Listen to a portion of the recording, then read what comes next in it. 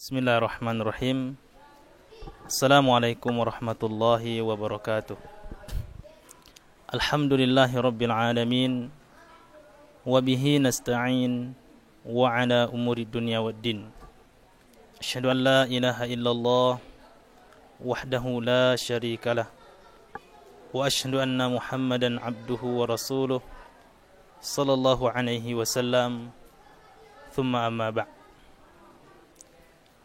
Kaum muslimin rahimani wa rahimakumullah. Puji dan syukur kepada Allah Subhanahu wa taala yang masih memberikan taufik serta hidayah kepada kita bersama sehingga sampai saat dan detik ini Allah Subhanahu wa taala masih memberikan kesempatan, kesibukan di dalam amal saleh. Semoga perkara ini selalu Allah tetapkan di dalam hati kita untuk senantiasa istiqomah di atas agama yang agung ini, di atas agama yang mulia ini. Salawat dan salam kepada Nabi kita yang mulia, Nabi Muhammad sallallahu alaihi wasallam, serta keluarganya, para sahabatnya, dan orang-orang yang setia dengan petunjuk beliau sampai akhir zaman kelak. Kaum muslimin rahimani wa rahimakumullah. Alhamdulillah, sekarang saya mewakili daripada keluarga besar Pondok Pesantren Tahfidz Al-Quran Imam Asy-Syafi'i yang bertempat di Desa Bandung Marga, Jambukling, Kecamatan Bermani Ulu Raya, Kabupaten Rejang Lebong, Provinsi Bengkulu, Indonesia.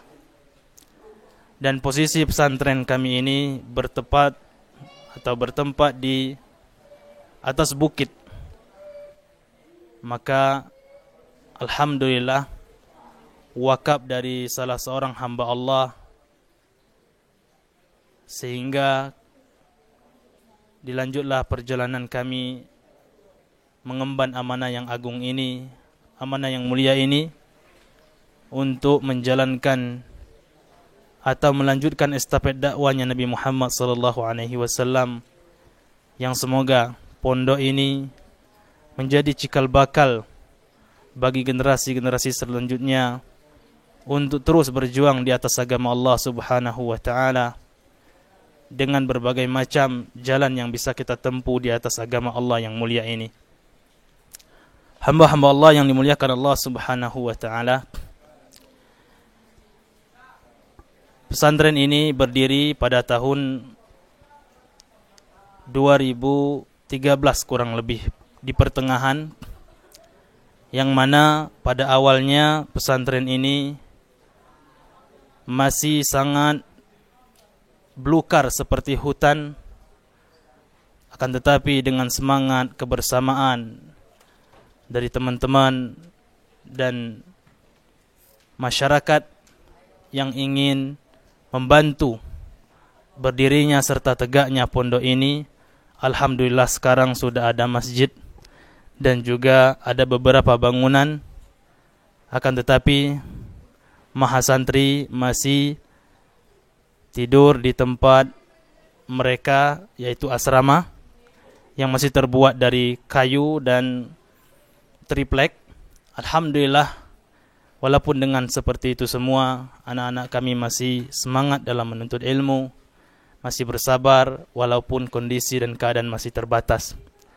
Yang terpenting daripada ini semua adalah bagaimana kita nantinya bisa mempertanggungjawabkan semua apa yang kita perbuat, semua apa yang kita pernah kerjakan selama hidup di muka bumi Allah Subhanahu wa taala. Dan semoga Allah Subhanahu wa taala memberikan kepada kita bersama keikhlasan, kemudian kesabaran serta kesungguhan untuk berjuang di atas agama Allah Subhanahu wa taala ini. Kaum muslimin yang dimuliakan Allah Subhanahu wa taala, adapun beberapa hal penting yang ingin kami sampaikan di sini. Yang pertama, bagaimana setiap kita sebagai orang yang telah beriman kepada Allah, orang yang telah meyakini akan kebesaran Allah, orang yang telah meyakini bahwa suatu saat akan kembali kepada Allah Subhanahu wa taala, tidak ada yang mesti kita untuk perbaiki setiap saat dan detik kita, melainkan ketulusan, keikhlasan di dalam menjalankan apapun amal kebaikan yang Allah Subhanahu wa taala perintahkan kepada kita. Keikhlasan hamba-hamba Allah merupakan modal penting untuk kita diterima nantinya di sisi Allah Subhanahu wa taala. Karena tidak ada adab yang paling agung, adab yang paling mulia seorang hamba di hadapan Allah melainkan mentauhidkan Allah, melainkan tulus melaksanakan perintah-perintah Allah, melainkan ikhlas di dalam meninggalkan seluruh larangan-larangan Allah Subhanahu wa taala. Ada seorang ulama besar yang berkata, yaitu Fadilatul Syekh Ibnu Baz rahimahullahu taala. Beliau mengatakan, fa'a'zamul adabi ma'allah huwa at-tauhid wal ikhlas. Kata beliau, adab yang paling agung seorang hamba di sisi Allah adalah tatkala ia seorang hamba mampu mentauhidkan Allah, mampu memurnikan ketaatannya hanya kepada Allah Subhanahu wa taala, serta ikhlas menjalankan itu semua. Lalu beliau mengatakan, fa'a'zamu wa a'zamu su'il adabi ma'allah ar-riya' awisyirk. Maka adab yang paling buruk yang dimiliki oleh seorang hamba di hadapan Allah adalah tatkala di setiap ibadahnya, setiap amalannya tercampur dengan kesyirikan, tercampur dengan riya. Maka oleh karena itu, semua kita, siapapun dia, baik dia seorang da'i maupun dia seorang penuntut ilmu ataupun dia adalah seorang masyarakat biasa, maka yang terpenting dalam hidupnya bagaimana selalu memurnikan ketaatannya kepada Allah Subhanahu wa taala. Kenapa kaum muslimin rahimani wa rahimakumullah? Karena Allah Subhanahu wa taala mengkhabarkan kepada kita semua ketika kita diwafatkan, kebanyakan daripada manusia yang telah Allah wafatkan rata-rata mereka menyesal. Penyesalan mereka ingin kembali ke dunia.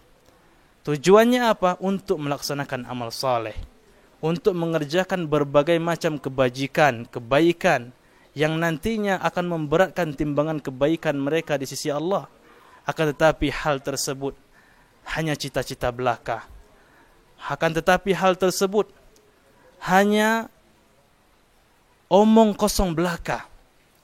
Makanya Allah Subhanahu wa taala berfirman akan hal ini, hatta idza jaa ahadahumul maut qala rabbirji'un la'alli a'malu salihan fima tarakt kalla innaha kalimatun huwa qailuha.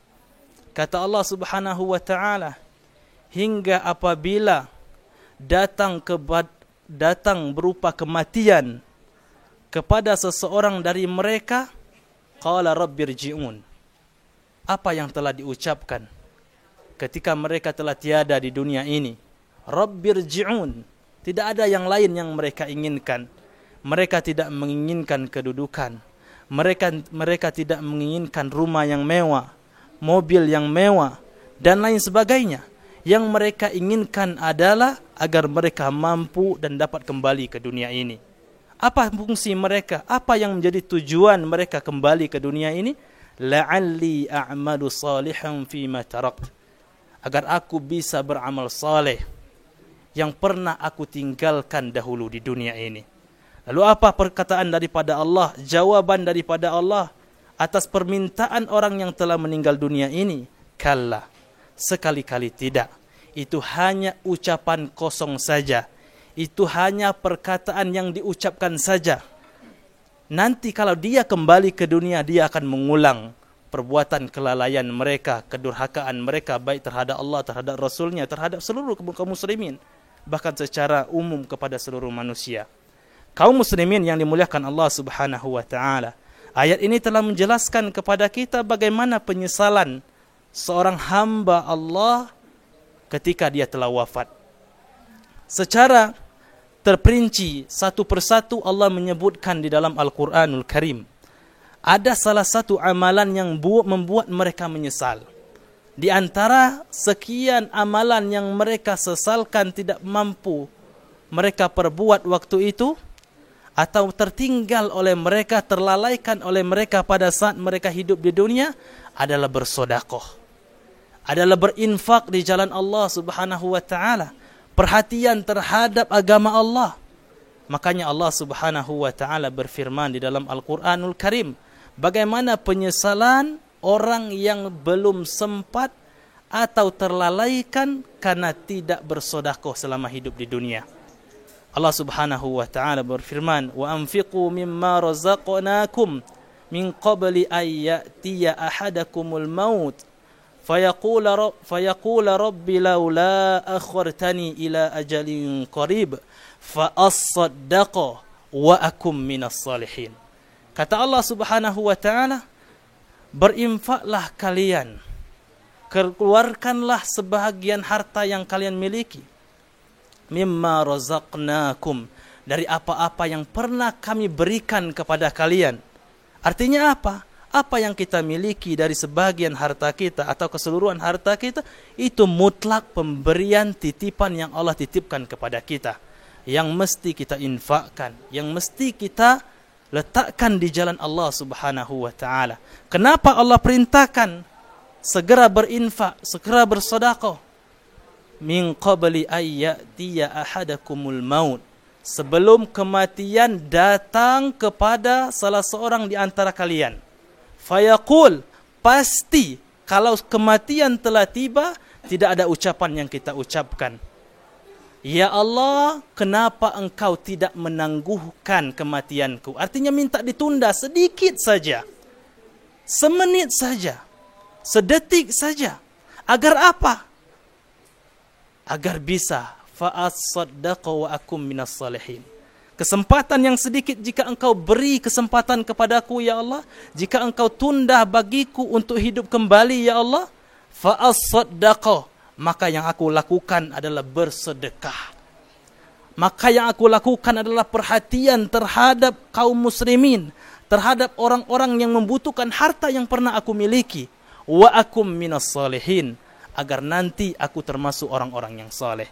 Kaum muslimin rahimani wa rahimakumullah, semoga Allah Subhanahu wa taala menjadikan sisa-sisa hidup kita ini, menghabiskan sisa-sisa usia kita ini di jalan Allah Subhanahu wa taala. Tidak ada sesuatu apapun yang paling baik kita infakkan di sisi Allah, di hadapan Allah Subhanahu wa taala, melainkan sesuatu yang paling kita cintai. Di antara sesuatu yang paling sangat kita cintai adalah harta kita, adalah anak-anak kita, atau sesuatu yang paling kita cintai selain daripada itu. Maka tatkala kita mampu menginfakkan sesuatu yang paling kita cintai, maka itulah infak yang terbaik yang kita miliki. Maka itulah infak yang sempurna yang nanti akan diterima di sisi Allah Subhanahu wa taala.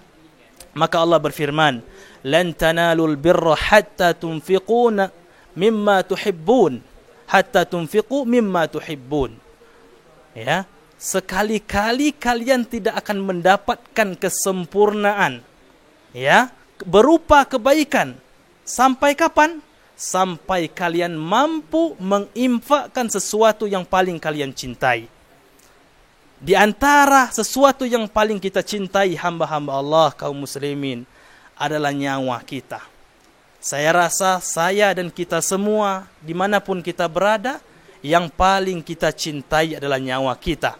Ketika nyawa ini mampu kita pertaruhkan di jalan Allah Subhanahu wa taala, kita habiskan waktu ini di jalan Allah Subhanahu wa taala, ketahuilah jasad ini dari ujung rambut sampai ujung kaki yang telah kita perjualbelikan di hadapan Allah Subhanahu wa taala, itulah infak terbaik yang kita miliki nantinya di sisi Allah Subhanahu wa taala.